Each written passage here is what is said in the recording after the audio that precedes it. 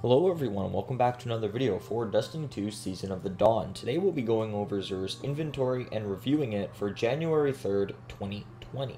This is the first one of 2020 of Xur's inventory, so hopefully he has something good and he doesn't have garbage. Perhaps this is why the Nine sent me here. So as usual, when we go to Xur, he has the exotic engram, so it will contain a new exotic that you don't already have. Okay, but, it's not like on my Titan last week I didn't, get the last exotic I needed, but whatever. So this week, he is selling the Lord of Wolves, the Stompy EE5s, the Stompies for short, the Dune Marchers, and Sanguine's Alchemy. So we're going to look at the Lord of Wolves, we're going to go over each and every single thing in his inventory, if you guys have never watched these before, and then I'm going to tell you what is good and what isn't. But if you don't have any of these, I recommend just picking them up anyway so you can add them to your collection.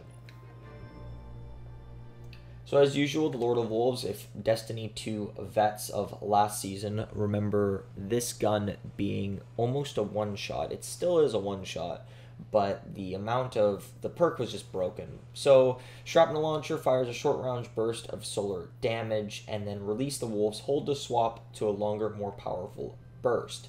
This burst essentially is just like a sniper. It used to be a sniper rifle bullet, but now it's more tame.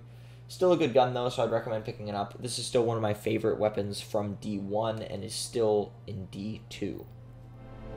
Next, we have the Stompy 55s. So for the Hunter, of course, this buffs increase. So Hydraulic Boosters is the armor perk. It increases sprint speed and slide distance, improves high jump, strafe jump, and triple jump.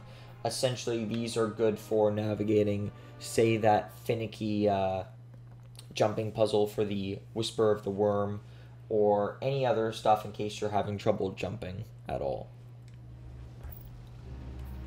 Dune Marchers for the Titan, faster sprinting and chain melee damage. So linear actuators, wow, I cannot read today, increases sprint speed. Sprinting builds up a static charge. After melee attacking an enemy, that charge will chain nearby to damage enemies. Not that bad, for the Titan class, of course.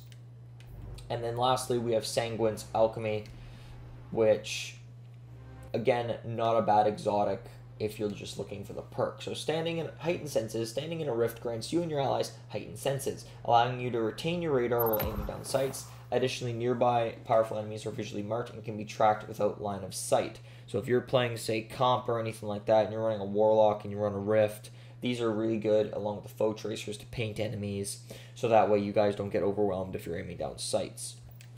So now that we've gone over every single thing in his inventory, I'm not going to pick the engram up this week because there's no point.